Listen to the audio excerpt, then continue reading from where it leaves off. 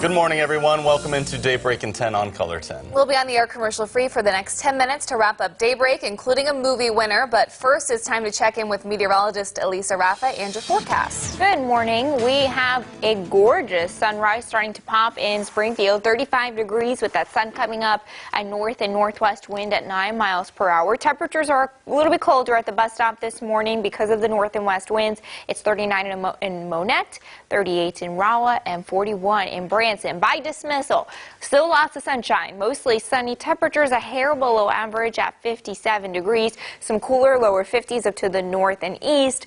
Temperatures closer to 60 degrees to the south and west. Cold on the overnight. We dropped to 34 degrees under clear skies, and by tomorrow, fantastic, mostly sunny and warmer, low to middle 60s, 64 degrees for tomorrow afternoon. So 2 gorgeous days ahead. Tomorrow will be a little bit warmer with sunshine. Showers arrive late on Saturday. I really think they hold off until the evening and overnight. 62 degrees with increasing clouds. We'll have more widespread showers and thunderstorms by Sunday, and then they work to exit. On Monday, things are now dry. On Tuesday, the system sped up overnight. It looks like it will get out of here a little bit quicker. We'll have temperatures in the low to middle 60s Friday, Saturday, and Sunday on steady southerly winds, and then we're looking at cooler 50s on the backside of that system by Monday and Tuesday. Once we get rid of the showers on Monday, we'll have sunshine by Tuesday and Wednesday of next week. Joe, Lauren. We have a follow-up for you now on a story we first brought you yesterday. A local Republican group made national news by disinviting Senator Roy Blunt to Christian County's Lincoln Day celebration. It seems now the senator is invited to that event. The news leader spoke to CCRCC's event chair, Wanda Martins, who said she wouldn't stand in the senator's way, and he is, quote, welcome to come to the dinner in April. She also said she is a longtime supporter of him. She was just disappointed by his vote against the president's emergency declaration. Now, after all of this, though, the senator won't be able to attend. As a spokesperson tells us, he has a previous commitment to attend Camden County's Lincoln Day event.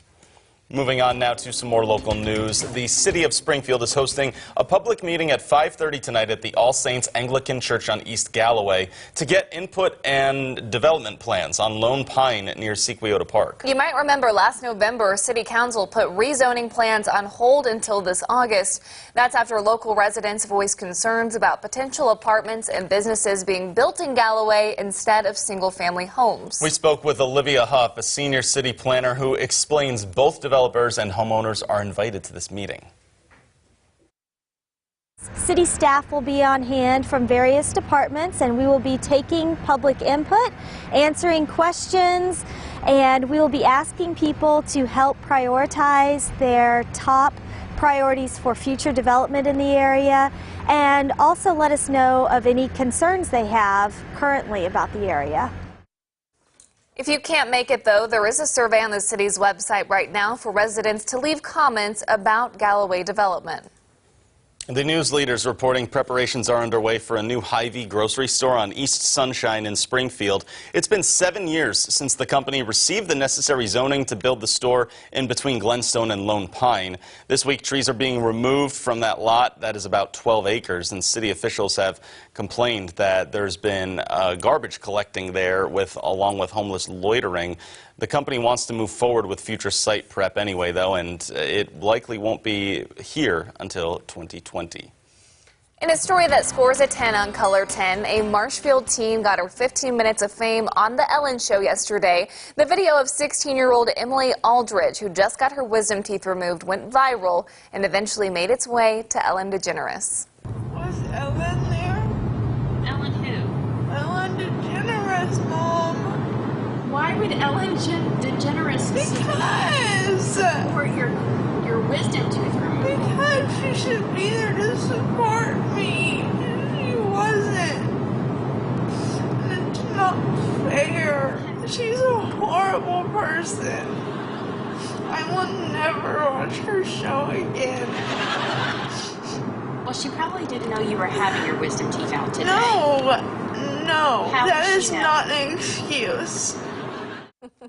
Man, that's funny every time we watch it. I feel bad. We didn't know she had the wisdom teeth out either. No, it's no excuse. Aldridge was clearly coming off some anesthesia there. She had never met Ellen until yesterday, but Ellen thought it was so funny that as a gift, she gave her a cardboard cutout of herself right there that plays supportive messages. Unbelievable. The family also going to Cancun on Ellen's dime. One-of-a-kind gifts right there. Yes. No kidding. From Ellen herself. We moved to a local spotlight this morning. The theater program at Willard High recently worked together to research and write a play that earned them a spot at a state competition next month. The play focuses on the life of freed Springfield slave Millie Sawyer and the archivist who pieced her story together. Hannah Zettles in the studio. Well, Lauren, the Millie Project started over a year ago as an idea from director Kendra Chappell. She never imagined it would evolve into a passion project, changing the way her students view their hometown.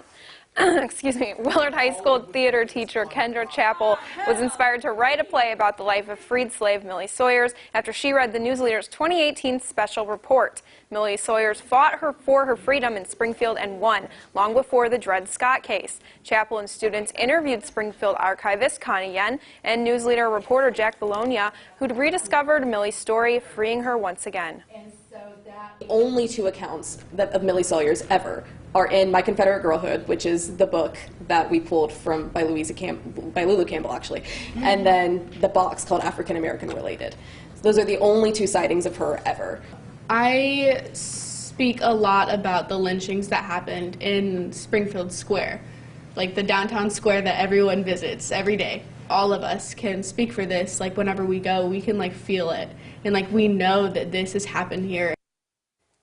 If you want to catch the Millie Project, you can on March 30th at the STL McDaniel Education Building. That starts at 7, and there'll be another performance on April 8th at Willard High starting at 7:30. Proceeds from ticket sales will be used to send the students to Alabama, where they hope to learn more about Millie Sawyer's life.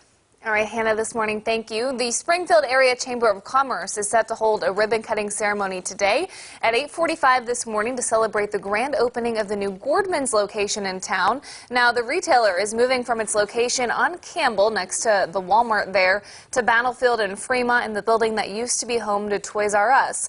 As part of the retailer's commitment to the Springfield area, the store is dishing out $1,000 to Kickapoo High School. Also today, a press conference is set for Governor Mike Parson to provide an update on his plan to reorganize the state government. Back in January, he issued multiple executive orders announcing a major restructuring of 4 state agencies in an effort to improve economic and workforce development. That conference is happening at 12:30 in Kirksville. And if you Google Trends, we're going to let you talk about basketball in a second. Don't worry. I don't know how much advice I should be dishing out. I don't know if I'm that smart, guys. I don't know either, but that is happening in a few hours. First, though, also trending this morning on Google, the Powerball jackpot. There was no winner last night, which was set to be at $625 million. Okay. So that will be Saturday instead. And I read something that if you take the lump sum, it will be $380 million. So. Wow. All right. Just some cash pocket money. change, you know? Just something. Basketball gets going. Okay, Color 10 has the first game. It'll be Louisville and Minnesota playing. This is what's going to happen. Somebody is going to win a massive office pool and that Powerball, right? Well, somewhere in the world. You know what I heard on the radio this morning? Warren Buffett gives out $1 million for the perfect bracket, which is like, we were talking about this in the newsroom. Oh, you have a better chance of getting struck by lightning twice than... I'm going to save the perfect bracket stats for next time when everyone's brackets are busted by this time next week. We have to draw. Let's get a buzz on it right now. Go for it, Lauren Barnes. A lot of entries this week. I feel pressured. Goodness okay. gracious. We have Kristen Schultes who says, "Thank you, Chris, and Color 10. A movie is a great way to spend a rainy day." We'll have a few of those. Very nice. Yeah, by the weekend. Sunshine today, 57 and beautiful. Even warmer tomorrow, 64 and just gorgeous. All right, everyone. Thank you for watching and enjoy that nice sunrise over Springfield.